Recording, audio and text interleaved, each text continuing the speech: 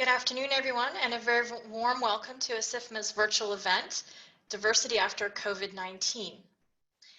Before we begin, I'd just like to quickly thank our endorsers for today's event, CFA Institute, Financial Markets Association Malaysia, COFIA, the Women's Foundation, and WIFA.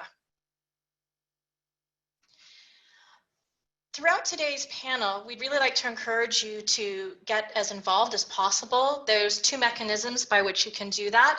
The first is asking a question anytime through the Q&A box, which you will see clearly on your toolbar.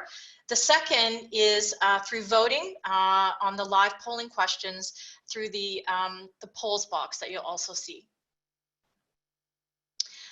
Today, we are very fortunate to have a fantastic group of speakers with us.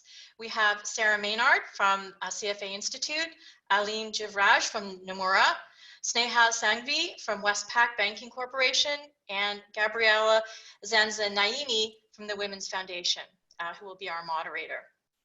So I think without any further delay, we will dive right into this very interesting discussion, and I will hand over to Gabby. Thank you. Thank you very much, Corliss. And thank you again to ASIFMA for bringing together a fantastic panel of speakers and for inviting the Women's Foundation and myself to be part of this valuable discussion today. So on the topic, at the Women's Foundation, we know that diversity in the workplace provides a host of benefits. So diverse teams are more innovative, creative, they tackle complex and unusual problems more effectively, and together with a culture of inclusion, diverse workforces also retain a wider range of talent. On gender diversity in particular, McKinsey has noted that companies in the top quartile for gender diversity are also more likely to outperform on profitability and have better value creation. What we also know is that while most of us, at least here in Hong Kong, are slowly easing back into our routines with some cautious optimism, the altered landscape of the economy definitely has far-reaching implications. And as businesses grapple with the complex and volatile conditions that will affect their long-term sustainability, instead of putting D&I on the back burner, this is when it's more important than ever to feature it as a core element of both decision-making and the building of our new normal, which is why our discussion today is so timely. So the benefits I mentioned definitely served companies well in normal times, but especially in times of crisis, it will give companies an even more competitive edge. At the Women's Foundation, one of our aims is to build gender diverse workforce and gender responsive companies. From our mentoring program to our boardroom series, to our Male Allies Initiative and reverse mentoring pilot, we want to equip current and future leaders with the mindset, the networks, and the knowledge to be gender champions.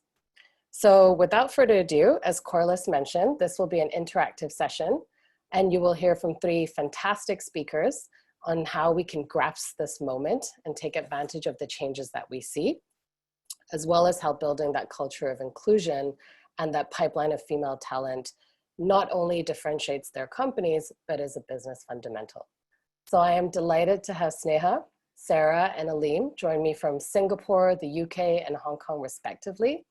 And let's get started. So if we can start with you, Sneha, why now? How can we grasp this opportunity? How can we make the most of this situation? Yeah. Thanks so much, Gabby. So at ASIFMA, we've recently started a capital markets diversity working group, which has attracted about 30 different member firms within ASIFMA. And in one of our very first meetings, we talked about how COVID has massively disrupted our industry. And there was a temptation to keep diversity on the back burner, as Gabby, what you talked about. But we also very quickly realized that there was a real opportunity for us to learn from this disruption. And we felt that this new acceptance of working from home could potentially be a game changer for us for increasing diversity in our industry. So that's the reason for why now. I think this is the opportunity for us to grab. Mm-hmm. And for you, Sarah, in the UK? Well, absolutely, very much the same perspective. I mean, the industry has developed this extraordinary and unforeseen ability to really engage in what I would describe as the COVID pivot to working from home. And that's something that we didn't expect. However, that capacity is being created. We know it's there. So we can harness that to really drive up inclusion. And we know it's vital for businesses. Through our experimental partner program, which is with perhaps 44 firms in the UK and APAC, what we've seen is that firms that were already working on inclusion were actually able to make that pivot more quickly. They could adapt and innovate faster than those that were maybe less advanced. So we know it's really worthwhile for businesses. I think, Aleem, you also mentioned that D&I being a priority at the moment. Yeah, I would agree with everything that Sarah and Sneha said. I think there's definitely 2 points of view on this within the industry. The first is that on the negative side would be that because of all the urgent priorities that have happened over the last few months with COVID and management focus around that, that diversity has become less of a priority. But on the other side of it, as Sarah said, I think there's this huge opportunity that now exists because of the work from home dynamic. And I think everyone who's on this webinar today would probably agree with the statement you made, which is that diversity is very important as a way to attract and retain the best talent out there. And I think the next few months will be an opportunity for employers to differentiate themselves and to really showcase who are the best in class employers out there. Mm-hmm. And if I can stay with you, Aleem, on the point you made about retaining talent and building the pipeline that exists, why is building the pipeline that exists so important? And what were some of the maybe previous barriers that existed around that? Yeah, so I think we've done a lot of work on this at Nomura over the last couple of years in terms of looking at our own data around advancement and around retention. And what's actually very interesting is that at a senior level amongst the female population, the attrition rates are very low. It's a good thing. We have a lot of people who have been with the firm for a long time who are comfortable with that. But where we see a more of a challenge is actually attrition rates at the junior population. So we see a lot of females who are in the analyst, associate, VP population who are leaving. And part of that could be that the industry is definitely looking for female talent at that level. But also I think many firms don't do a good enough job of retaining those individuals, understanding what's important to them. So as I'm sure we'll get into, things like the importance of role models at a senior level, things like giving them new career opportunities, and defining their career paths better. I don't think that we have done a good enough job as an industry so far. And that's probably where I think the main focus exists in terms of trying to eliminate some of those barriers. Mm-hmm. I think a McKinsey report earlier this year also really looked at the importance of that broken rung in terms of retaining more junior women. So you mentioned that how we'll go deeper into that, but are there any other specific things you've seen work in terms of retaining junior women? Sure. So first of all, I'd say, on the topic of COVID-19, work from home is clearly going to help women who have children and who potentially have both father and mother working. And I think that is probably more of an older population or more senior population dynamic. But I think there are other things that we need to do to help the junior population. So I already mentioned the importance of role models. That is something that we need to work on in regards to advancement. I think that having a much more clear elimination of any bias around advancement, identifying potential advancement candidates, giving them the opportunity with sponsors and other ways to help them through the advancement process is very important. Mentoring is very important through this. And I think staying close to that population in terms of their career path. When we look at exit interviews around why people leave, it's always the opportunity to learn something new or the opportunity to take on more responsibility. And that's something that we should be able to deliver in-house within our own firms if we can just find out early enough in that process and try to help them through that path. Mm-hmm. Yeah, we at the Women's Foundation, we conducted a report about 2 years ago, which also looked into why women leave. And often it was tied to the perceived lack of opportunity. And the point you make is it definitely resonates among that population. And I think when we were prepping for this panel, Sarah, you also mentioned something interesting around how summer interns are also currently being brought aboard. You know, how are we dealing with the younger population and creative ways around that? Yeah, absolutely. And I would endorse very much what Alim has been saying. And I think perhaps the point to make at the outset is that every single touch point when you're building a pipeline really matters. So firms have an opportunity when it comes to how they develop internships. There's a great way to form early relationships and really educate young women about the opportunities that are there. Now, obviously, with the impact of COVID, that's requiring quite a major shift in the industry. What we've been seeing, which we think is a really interesting development, is that practical shift in working practices. So obviously, we can't do firms can't do in-person internships, but they are pivoting to virtual programs, and they're looking to replicate much of that experience. And what our early indications are showing is that young women in these programs, for example, if you replicate a project management work stream for interns, that young women actually speak up more, they take part more, and they are able to be more assertive in a virtual environment. So there's interesting learnings emerging from that. And I think, in general, there are real opportunities in the virtual world. And of course, this absolutely plays to this sort of shortage of talent. If we look at our membership in Japan, we only have 10% of members who are women. And if we can really use this opportunity to move that pipeline and bring more women in, then we're obviously going to the points earlier about innovation, that's going to be improved. And so we can really build that pipeline of talent. And that way, firms start to see that inclusion is not just a nice to have, it's a need to have. So to Alim's point about, that opportunity set and that differentiating factor. So we would very much agree that firms that can move the needle will really have a talent advantage. Mm-hmm. And I think that the interesting point that you brought up there is really the point of inclusion. When we talk about D&I or IND, actually flip it the other way around. At diversity, we're looking at targets, we're looking at numbers, but to have a culture of inclusion, we've seen with some research as well in the past few years, really makes a difference as well.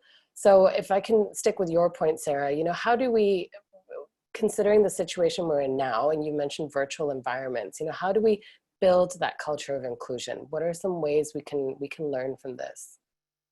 I think we have to be really intentional about how we train managers so that they adjust for that digital space. And there are all sorts of techniques that you can use, some of which are also applicable in-person settings. But I think if it's a matter of making sure meetings are structured so that people don't get left out, so that they're timed, so that young women who may have early caring responsibilities, timing of meetings can be adjusted. There's all sorts of different ways of looking at actually output and productivity in terms of what's achieved rather than a presenteeism.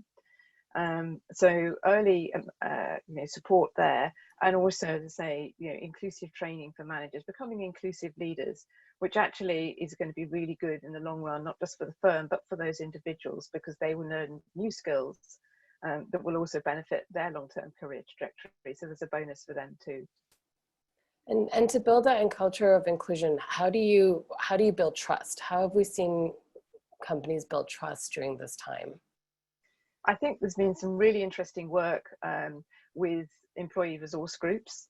So firms have found that they genuinely are a resource in this time because they're able to surface issues that employees are experiencing and then work towards problem solving. So I think that's a really big differentiator. So I think they've lent heavily on that. I think the business of actually seeing your boss as a more relatable figure because you're seeing them maybe working from home, that actually helps. We all are human as well as professionals, so that really matters. And I think that the better information about our colleagues and their personal circumstances also helps to build trust. So when you have that safe space created, you're then able to talk about things that are working and things that are not working in a way that culturally may have not always seemed acceptable. So I think firms that are able to discuss failure are actually more likely to succeed. Mm-hmm. Yeah, I think that's a very interesting point, actually, in terms of having the open spaces and how trust has played a role in working from home. I think the audience would be interested in your perspective on this, Sneha, as well, in terms of how has that impacted your industry in particular, and perceptions around work from home. How have they changed?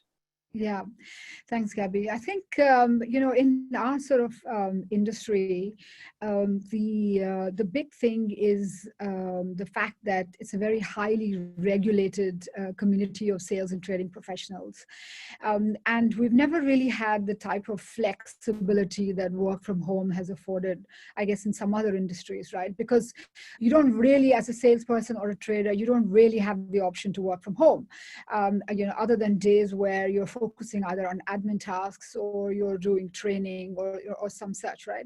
And so, but this sort of forced COVID experience has really shown us that working from home is absolutely a viable way for how we could conduct our business. And it's one that both our regulators and our customers are very open to and highly encouraging of. So I think that this will sort of bring a whole group of people into the workforce that in the past wanted the flexibility but never had it. And it'll retain and help us to retain some of the staff that we want to retain because of the flexibility that we can now possibly provide them.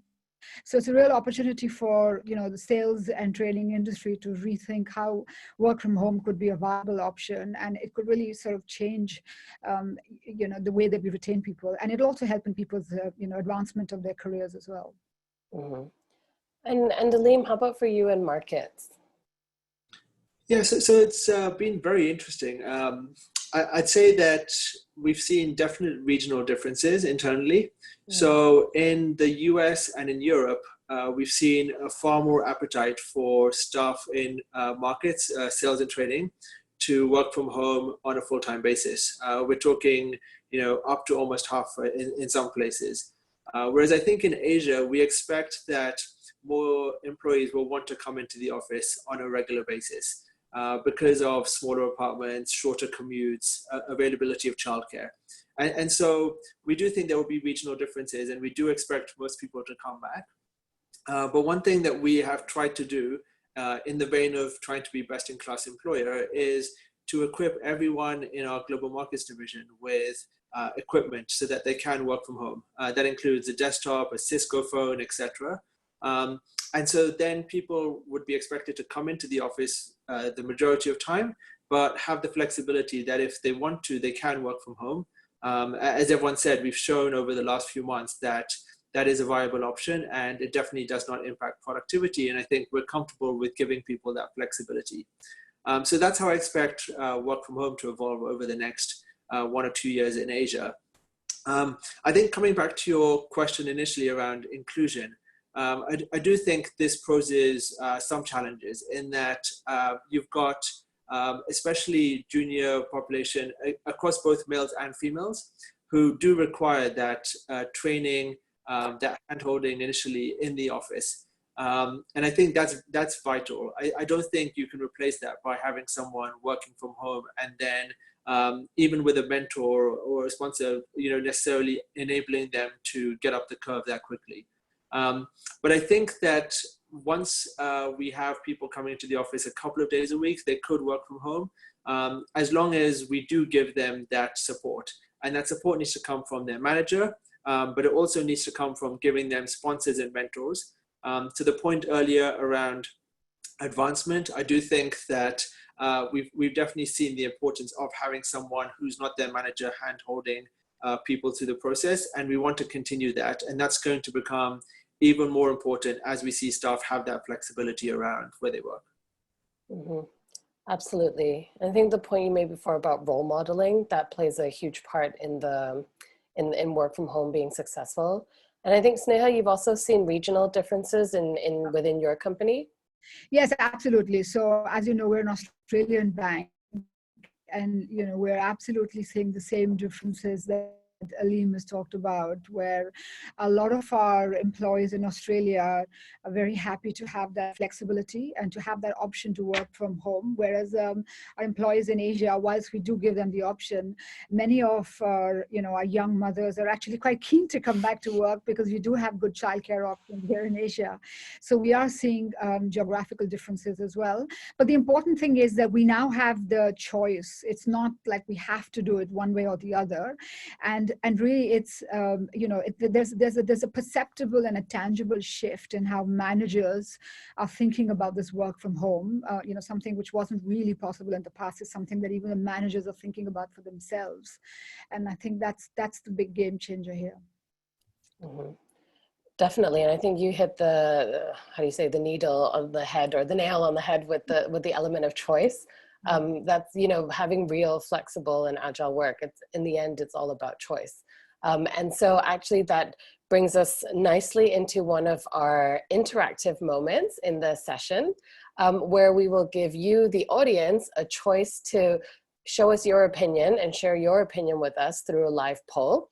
So Millie from ASIFMA will be helping us to put up a live poll before we open up for some Q&A, if there's any, or we continue our conversation around what we think, or what do you think that we have learned from this experience.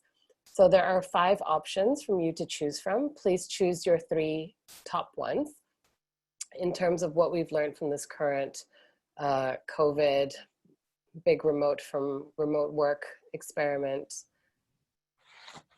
So the 5 elements are that work from home is possible.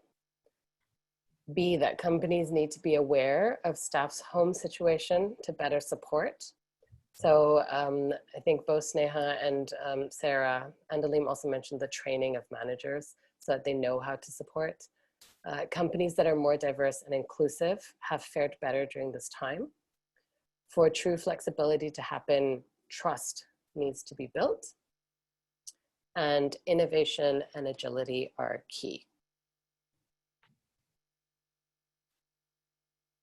So if you can take your time to fill in the poll, and then we'll share the results back with the whole group. And if you have any questions for Sneha, Sarah, or Aleem, please do send them through. Corliss will help us collect them so that they'll be able to answer them, and we'll see them again later on.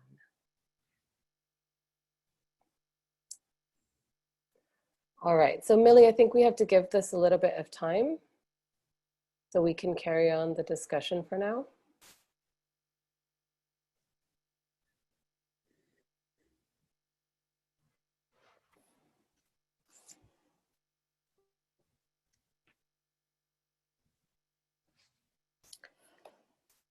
So we can share back the poll after one more question.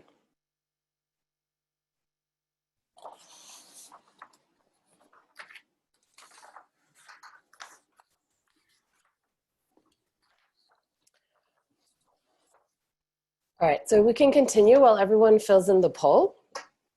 Sneha, Sarah, and Aleem. So starting with Sneha, maybe, I think just now Aleem mentioned some of the challenges as well that we're facing in this situation. So it's, we've brought around a lot of innovative solutions, but are there any challenges to D&I initiatives moving forward to implementing them? And on the other side of that, we talked about some of the benefits of choice and flexibility that remote work from home has provided us, but has it also amplified some aspects of non-inclusion? Yeah.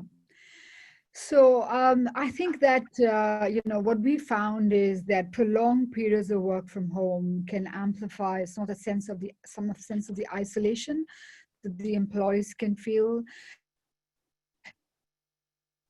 Also, inclusive behavior, and we also believe that reduce an office environment. And I think some of the things that Sarah talked about are really important for us to use here. Is that management smarter and perhaps also very differently to increase the sense of engagement with the staff. So some of the techniques that we've been using in our workplaces, much more information sharing, many more frequent check-ins, informal check-ins with the staff, and spending a little bit more time at the beginning of every meeting to talk about how are you really feeling, how's what's the mood like, what's happening at home. And I think some of the, when you're sort of on video call and you can see kids in the background, you can hear dogs barking, it sort of helps you to sort of understand that people have lives and they've got their own set of concerns. So I think those are some of the things that are working well for us. And we've also recognized that, when you take away the office environment, you take away the water cooler conversations, you take away the coffee chit chats. And we've sort of thought about how we could do that virtually. So, virtual wine sharing sessions, or coffee sessions. And so, those are some of the ways that we've tried to keep the engagement going with the staff. And whilst I think in the first sort of 1 or 2 months of this isolation was hard, but I feel like we're getting, we're getting to a good place. And I think exactly to Sarah's point is that the firms that get it and can make the changes and can innovate quickly are the ones who could be successful coming out of this. Because they are the ones who will have that sense of engagement with the staff and, will have that, the increased level of employee satisfaction. Absolutely. And I think you just mentioned, for example, the water cooler conversations and ways to work around that. If I can pass over to Aleem. Aleem, you also, when we were prepping this, you mentioned mentoring just now and sponsorship and role modeling, how being out of the office, how would it affect that? Yeah, first I'd say I agree with everything Sneha just said. I think management across many banks have stepped up during this time in terms of communication. And I think there's a growing understanding that with so many people working from home, it's even more important than ever for managers to step up. And we provided training, etc., on how they can engage with their staff. And I think that's probably the most important thing in the short term. I think to the question and the point around, again, around inclusion, I think that we've seen that, and we see this all the time, and Sarah just talked about it, that I think there are differences, males and females, not to stereotype, but in terms of visibility and wanting to put their hand up and speak out, etc. And I think that we need to find more ways to improve visibility for the population. So, with the end goal in mind of having a senior management that's more representative of the broader employee population and the population more generally, I think that advancement is one of those most important things. So just to tell you a story about our own experience with advancement, again, looking at the data over the last 3 years or so, we saw that when we get to the actual committee process, and we look at male versus female promotion rates, once they've got to committee, it's actually fairly even. So that gives us some encouragement and some hope that while there may be biases, through that process, we don't see it in the data. But what we do see a fundamental difference is in the actual nomination rates. And we spent a lot of time thinking about this. Is it because the person who potentially could be up for advancement is not having that conversation with their manager, or their manager just doesn't think of that person as an advancement candidate because they're not as vocal as maybe the male person sitting next to them, right? So I think what we've tried to do is to identify upfront who are the advancement candidates in our population, looking 2 years out in advance, and to give them, together with their manager, that sense of this is what you need to do over the next 12 to 18 months to have a chance of promotion, to give them a sponsor who will walk them through how the process works, how they need to network across the organization, etc. And that's been very effective. We've seen already in the last year that nomination rates shot up because all of a sudden, either people were thinking, well, maybe I have a chance of getting advanced, or their manager was thinking about them differently, right? And I think that as we get to a situation where potentially there is more remote working, where potentially people are more flexible in terms of their time in the office and out, we need to try and replicate that. We need to try and find ways to identify those individuals, sponsor them, give them enough exposure to management so that they have the same opportunities that everyone else does. And it's definitely not easy. You definitely will see that water cooler conversation, the social bonds may be different for some people with management, etc. But I think as long as there's this identification of the issue and then we systematically try and tackle it, I think we can make a dent. Mm. Fantastic. And I think it's the link you make between mentoring and sponsorship, especially internally, to have that sponsorship path and clearly lay it out, and seeing how it's made a positive impact is a very important point to make. And then Sarah, I think if we could move on to you, you know, looking at that pipeline as well, like what are, in relation to the question around the challenges, what else can we innovate around this? I think a lot of this is to do with what is it we're trying to achieve here. And one thing I think that really matters, I'm a great supporter of sponsorship and mentorship programs, you know, as Aline just described. But we do need to be wary that we're not actually trying to fix women to be more like men, because we do want diversity. And actually the skill set that women may bring, not always, but may well be different. So I think we need to be really intentional about capturing, you know, whether it's better collaboration, or the importance of empathy, you know, working with clients, for example.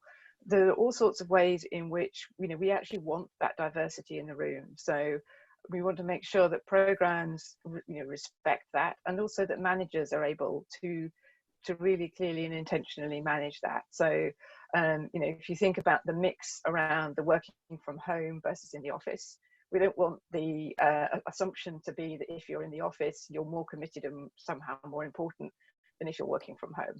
So, you know, we need to be really upfront about that. We need to build the policies that actually reflect that. And we also need the leaders, the most senior leaders, to be making that sort of signaling. So, you know, whether it's because the CEO himself, and it will be largely, I suspect, a man, but, you know, they themselves are working from home, and they are, you know, making that important signal as a role model. You know, guys can, after all, do some really positive role modeling in the diversity space. So let's not forget that one.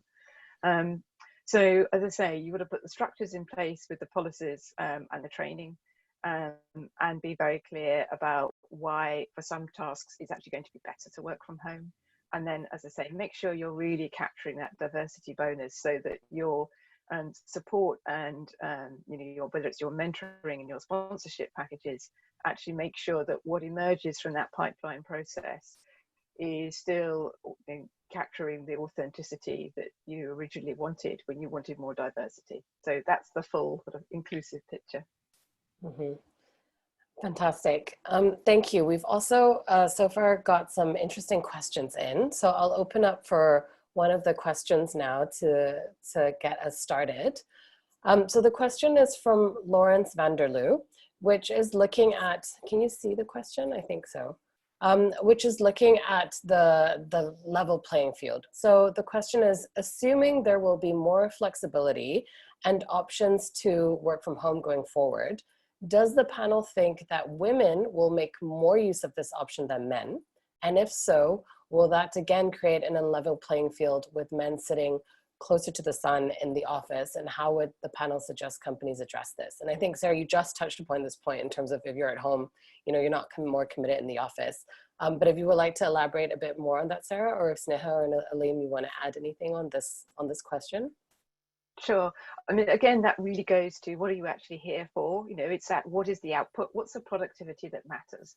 And if somebody is working from home and that suits them and they're having great client calls, or, you know, they're coming up, you know, investment ideas are working well, you know, that the research generation, idea generation is really happening, then those are the points that you want managers to be able to focus on, rather than I want to promote this individual because they're always in the office. And that is a real shift in mindset. And so it also is very beneficial, I think, to the organization as a whole, because you start to examine what matters, what delivers results in a much clearer way. And it's again back to that sort of safe space and opening up the conversation to what delivers.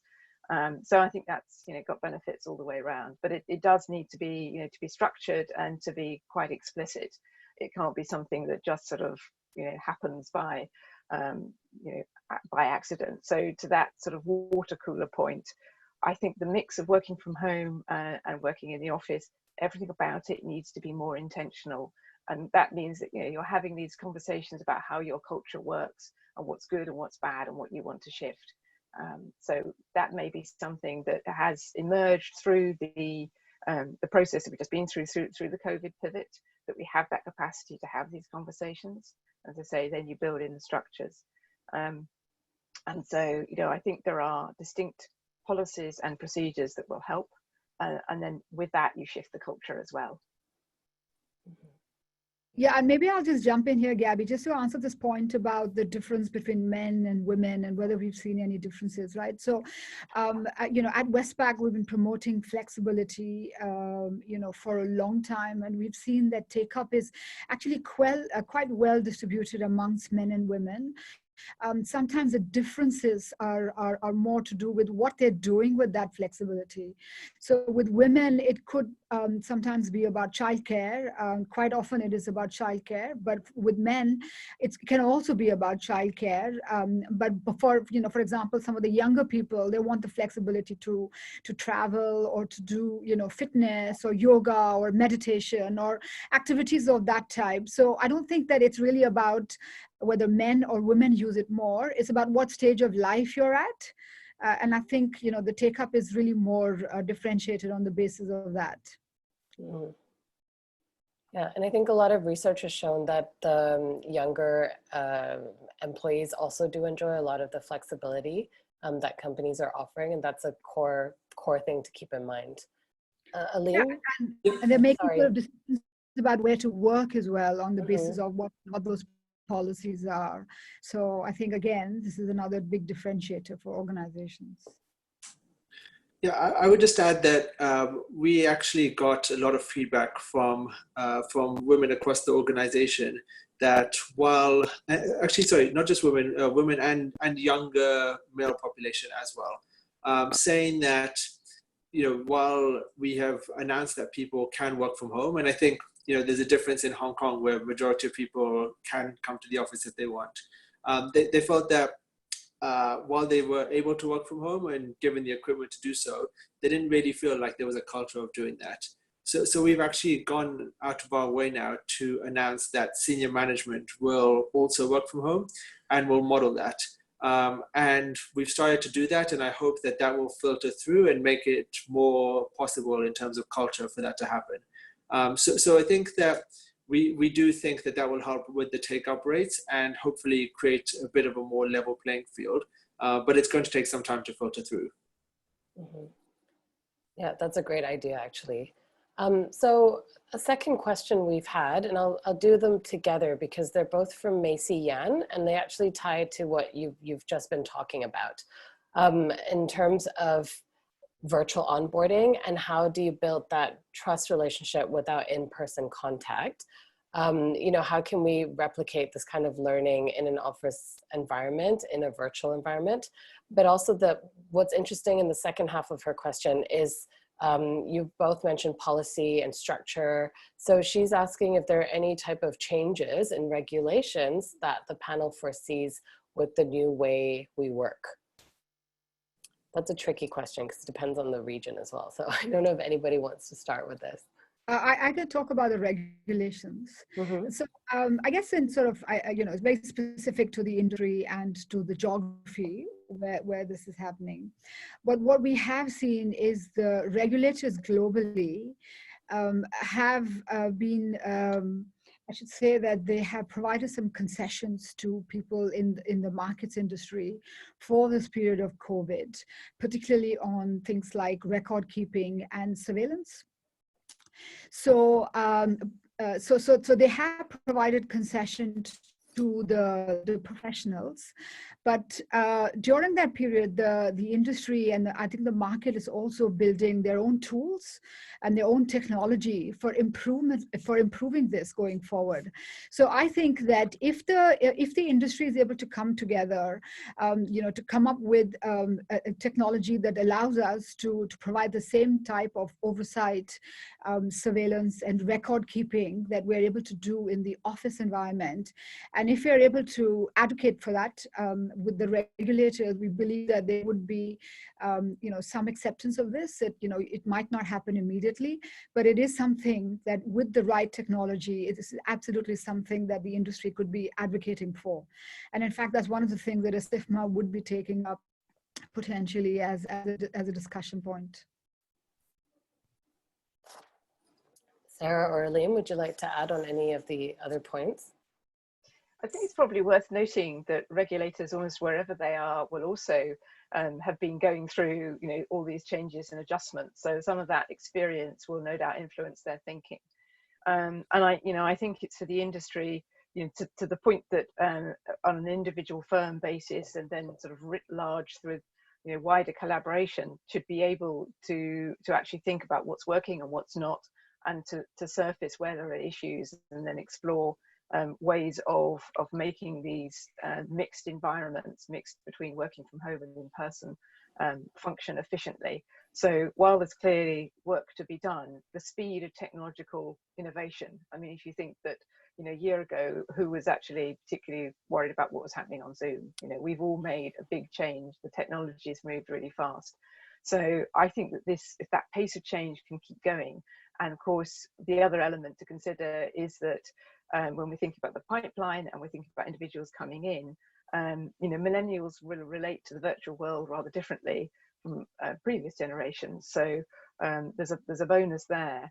And then, of course, we do also have to acknowledge, I think, to Macy's point, that in-person matters too. And if we can weave that in, then actually, if you've had that in-person meeting and you felt like you built some trust with your manager as part of your onboarding process, then when you work from home, you'll do so more effectively. So I think that the transition point we're at is around the mix of working from home and in person, and making sure we absolutely get the most out of both of those different environments. Mm.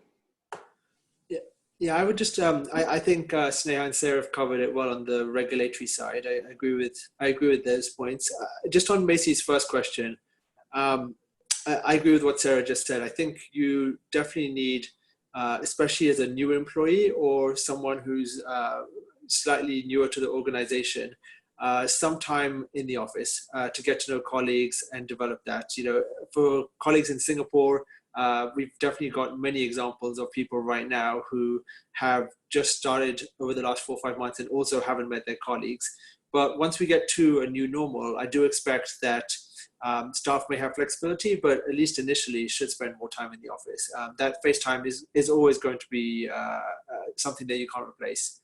But the second thing is that we are spending a lot of time now looking and testing various collaboration tools, which historically I think there may have been some challenges in terms of implementing within a bank, but now there's much more openness to this. And so I expect a lot of us and our peers will start to implement these collaboration tools, which will allow that virtual type of setup where an employee who is working from home can have much more rich interaction with their colleagues than they would have previously. Definitely. I think it's a very good point. We're all adapting faster than we were. As Sarah mentioned, the pace of adaptation is great. So one final question before we look at the results of the polling that we did. And this comes from Cheryl Tan, looking at that business case actually. So has any of your organizations experienced real benefits from having diverse management and board of directors during COVID specifically? And has a specific type of diversity, gender, experience, skill sets come across as having been more important during this time? Would anyone like to take that one first? I can jump in, and I'll perhaps refer to the point I first made about the 44 firms in our experimental partner program. So this is sort of like our field work. So what we're seeing on the ground, how firms are adapting. And we distinctly saw that those who had a more inclusive approach and a more diverse leadership in particular really had something of an edge.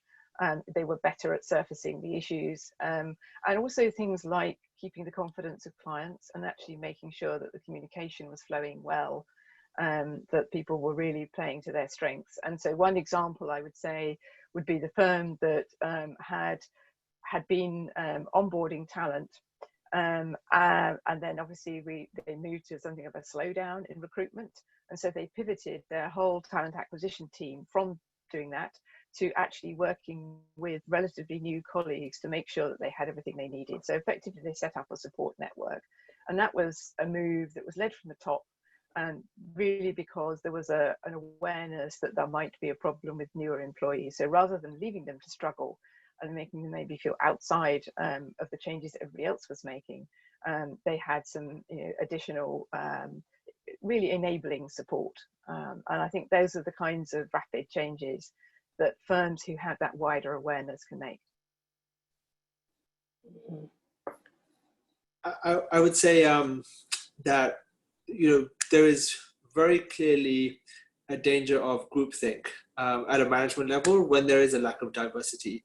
And we've seen that in numerous cases. I think you mentioned the McKinsey survey. I think there's a number of other studies out there that show that diverse teams make better decisions, but also are better at predicting the future. And I was just reading over the weekend, an interesting, study that was done a few years back of a group of different teams that were predicting what would happen in the future on a whole host of different things like currency moves or where the economy will go or politics, etc., or even science. And the teams that had people with the most diverse backgrounds and different views were the ones that were by far the best predictors. So not just decision making, but also thinking ahead. Because you always need that person that's going to make that, put their hand up and say, well, I don't think I agree with that. And should we go back and relook at our assumptions around this? And that doesn't happen enough unless you have diversity. But also you do need to have, I'd say, not just diversity, you need to have the ability for people to feel willing to speak up. So you have to have that culture where people are willing to put their hand up and say, well, I don't agree with that. And as long as you have that, I think you're always going to operate better as a team. So I think my thinking is that the one big thing that I've learned in this during this process is the difference in empathy. So I think everyone's level of empathy with the situation is different, and everyone's level of perception of safety and what's important to them is different. And one of the big learnings is that the most important thing is to keep our staff safe and to keep them feeling to have that sense of well-being. And it's taken all sorts of understanding to get down to different levels of what is really plaguing them. How do I do my job better to make them feel safe? Like, could I send more equipment to their home? Could I ask about their family? Do they have family stuck in Europe or in India or some other parts of the world? So that and everyone's got different levels of empathy. So having a diverse team that always brings you down to that lowest common denominator, that's what you need, and that's where having a diverse team will help, because otherwise you have the danger of groupthink, like what Aleem referred to. Mm-hmm. I think those are all fantastic points. It really brings together the D and the I, actually. You've got diversity, but that you have to build that psychological safety and sense of inclusion for diversity to really make a difference. So thank you so much. Fantastic answers and great questions. Thank you from the audience. So if we could just now, before we move into our final question, if we could share the results from the polling question that we asked just now. So very interesting. It seems that the top choice out of the 5 is that work from home is possible. So perceptions around that have changed. The second one is the importance of trust. So for true flexibility to happen, trust needs to be built. And the third one is companies need to be aware of staff's home situation to better support. So I think the point that you just made, Sneha, that Aleem, you just made around psychological safety and empathy and knowing what your staff is going through, that definitely resonates with the audience. So thank you for taking part in the poll. This is very helpful for us to know as well. And if I can move to one of the final questions is really around, okay, so this discussion has brought up a lot of interesting points. What do you think are the key actions? How do we sustain this moving forwards? You know, the top points for companies to take. And if Sarah, we could start with you again. Sure. I think to actually be really focused on what's worked and what hasn't. So it's back to that, discussing, the things that haven't worked as openly as you discuss successes. I think building very specific inclusion training for leaders. And so that those who've adapted well, that those earnings are transferred to those who have adapted less well.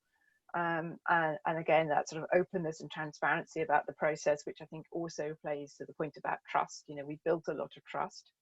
I think also acknowledging that that staff have worked incredibly long hours. That adaptation has not been without some kind of personal cost, and I think that's important to acknowledge that that's been a powerful factor in actually making the adaptations possible.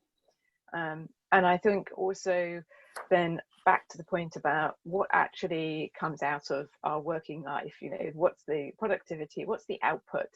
And as long as you're actually looking at that and you're not focused on presenteeism, then the degree of flexibility that we've evolved will be sustainable, because people will understand it does get stuff done.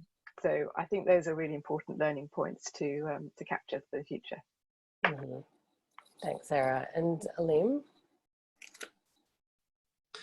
Yeah, I think, first of all, I think what's really been enhanced over the last few months is this sense of empathy for staff. I think it's always been there, but more so than ever. I think, as Sneha mentioned, everyone has realized that everyone else is human. Everyone else has different emotions and feelings, and it's important to consider that and to ensure staff well-being above anything else. So I think that's been a real positive coming out of this. I think looking forward, definitely an openness to consider different things, to look at the data and to see what's happening, and to try and affect change, even when it's difficult, is something that's very important for management to do.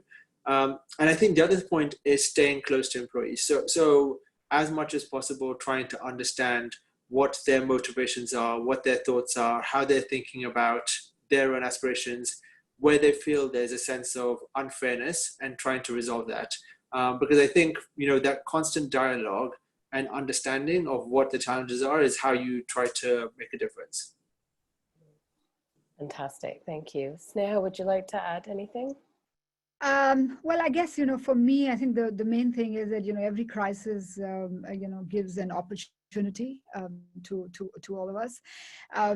And here's an opportunity for us to, whilst I've always been passionate about diversity, could I use technology better to support the cause of diversity and to create a more diverse and inclusive workplace? Mm-hmm. Fantastic. Yeah, I think we've learned a lot about that in the past few months. All right, so the final question for all three of you.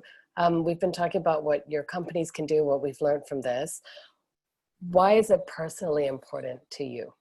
And with that one, if we can start with Sarah and then Aleem and Sneha again. Okay. Well, I guess my job title somewhat suggests that this has got a big personal commitment.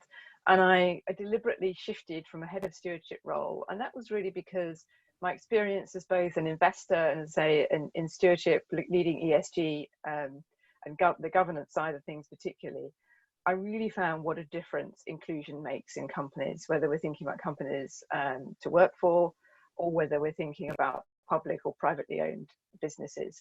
I could really see the impact of not just diversity at the top table, but all the way through, and to the points we've discussed today, that importance about an inclusive culture. So really, I voted with my feet, I think you could say, and with my career. And also I'm very conscious that, investment as an industry, it touches a lot of social and economic pressure points. So I think it's a great place to really create an impact. Thanks, Sarah. Aleem? Yeah, so my goal is to have senior management be as representative of the entire population as possible. Because I do fundamentally believe that we will make better decisions and we'll consider all employees' interests at heart if we have that diversity within management. And so we're not there yet, as most of our peers are not, but I think we are definitely on that right path to getting there. Fantastic. Sneha? Yeah, so the market space of sales and trading it's always been very male dominated, and I'm really passionate about building and fostering diversity in this industry. And I want the young of today to have a much more inclusive culture. And I want to leave the industry in much better shape than when I did many years ago.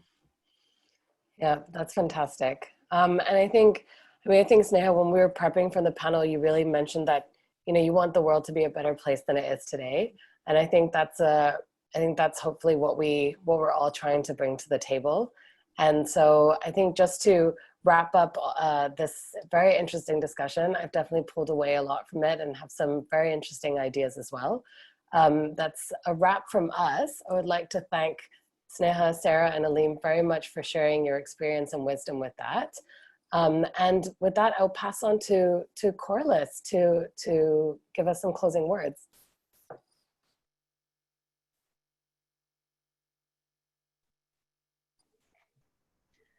Hi, this is Millie from ASIFMA's event team. Instead of Corliss, I'll be saying thank you to all of you for joining us today. We have 2 virtual events coming up this week and next week. The first one is on this Thursday, July 2nd, COVID-19's impact on the Asian and European repo markets, a joint event co-hosted by ICMA. And the next one will be Wednesday, July 8th, competition ordinance. Please reserve your seat by either scanning this QR code on the screen or visiting our website, www.asifma.org/events. We hope to see you there. Have a great evening. Thank you. Thanks again so much for joining us. Thanks, Sneha, Sarah, Aleem. It was great. Thank you so much for having us. Thank you very much.